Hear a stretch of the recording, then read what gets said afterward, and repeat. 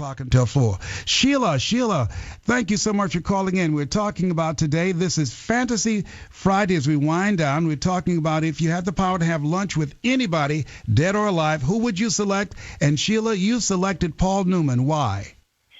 Well, because he's done so much for charities and for other people, and he was a good family man. And I would just like to know how he dealt with all his success and still was a real man.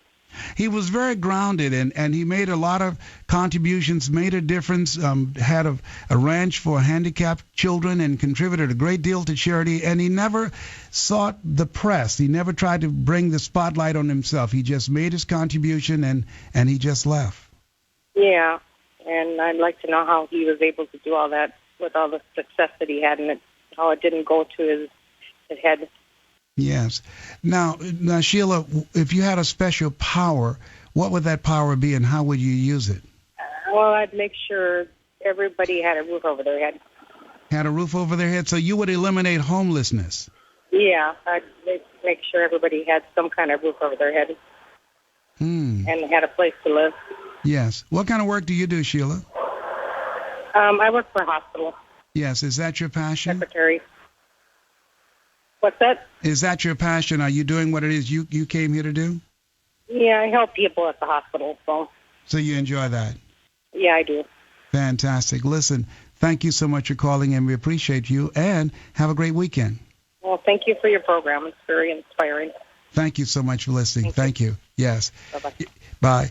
We've enjoyed sharing this with you. I was thinking if I had the choice, of having the power to do anything I so desired, I selected, and I was going back and forth between eliminating disease in the world and inspiring people to believe in themselves. And I think I selected eliminating disease in the world because of the fact that I wish we had a cure for things that have taken members of my family and people that I care about, and that's cancer. That's one of the things that I'm working on. But I think also if it was a toss-up between that and inspiring people to believe in themselves. Anthony, I'd like to know if you had a choice to have lunch with anybody, who would you like to have lunch with, Anthony? It would be Satan. You would like to have lunch with Satan? Yeah. Yeah, that would be a hot lunch. Okay, tell me why. I would just like to know what would make him think that he could become like God when he's a created being. What was he thinking? What was in his mind at the moment? Oh, you know what I'd like to ask him? I'd like to ask him, could I visit my friends and get out? Can I go into hell and visit them and get out without him locking the door? Well, I can tell you right now, I'm on hell right now on the 210 freeway, so that's why I was just thinking about that. Okay. Well, listen, thank you so much for listening, and thank you so much for calling in and sharing your fantasy. And what is the power? What about the power? If you had the power to use, how would you use that power, and what would that power be? Just to create happiness. To create happiness. Fantastic. Okay. Thank you so much. I appreciate you, Anthony.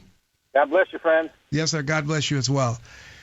As we look at ourselves and look at this weekend, I want to leave this quote with you. This is a quote that Anna Quindon said. She said, "The life you have led doesn't need to be the only life you will have."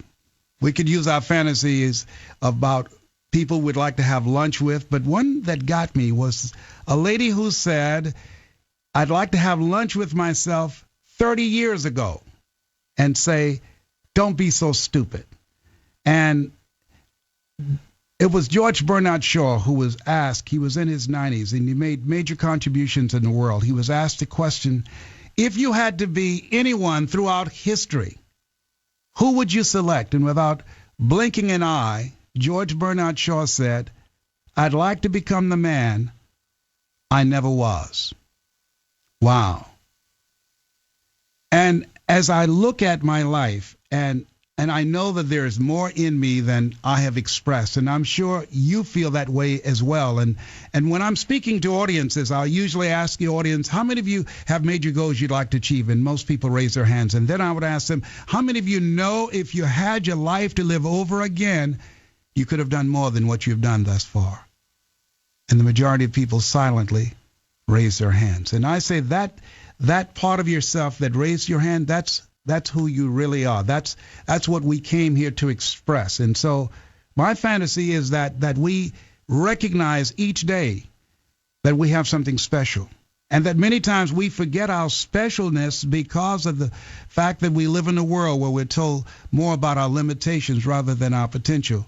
Katie in Lessons in Truth said that man's primary cause of suffering is forgetfulness. We've forgotten the truth of who we are, and that truth of who we are, that we're made in the likeness and image of God and has been given authority and dominion over everything on the face of the earth. But I heard of a guy say one day, and it was so true. He said, even though we're made in the likeness and image of God and has been given authority and dominion over everything on the face of the earth, listen to this. He said, we will never exercise authority and dominion over our lives until we exercise authority and dominion over what we are not. That most of us are living a lie. Most of us are living somebody else's opinions of us. Most of us are living within the context of the culture and the environment that we were raised in that has limited what we see as a possible life for ourselves. That's maybe why Dr. Carter G. Woodson, who wrote the words, if you can determine what a man shall think, you never have to concern yourself with what he will do. And so my fantasy and my wish for you is to know that you have unlimited potential within yourself to accomplish more than you can ever begin to accomplish, to challenge yourself, to stretch yourself, to be able to live a life that you can feel proud of, a life of contribution. That's my wish for you, that you not go to the place where the lady who said in a moment of anguish, oh, what if you live your whole life only to discover that it was wrong? My wish for you is that you don't come to the place where Henry David Thoreau said, oh God, to reach the point of death, only to realize that you've never lived, only to realize that you've never scraped the surface of your potential. My wish for you, my fantasy for you is to recognize the truth of who you are. You have something special. You have greatness within you. You were chosen 1 out of 400 million sperm to bring something on the planet that was not here before you showed up. And if you don't share it in a historical context, the world will never be the same again. That's my story, and I'm sticking to it. This has been Mrs. Mamie Brown's Baby Boy, reminding you once again with the quote from Anna Quindlen: the life you have led doesn't need to be the only life you will have. You have more in you. You have more in you to express, and now it's time to express the next greatest version of your life. This has been Mrs. Mamie Brown's Baby Boy, saying thank you so much for calling in. Thank you for trying to participate if you couldn't get in, and thank you for listening. And I encourage you to join us on this coming Monday, once again, from 2 o'clock until 4. In the meantime, always strive to get on top in life, because it's the bottom that's overcrowded. Have a great weekend.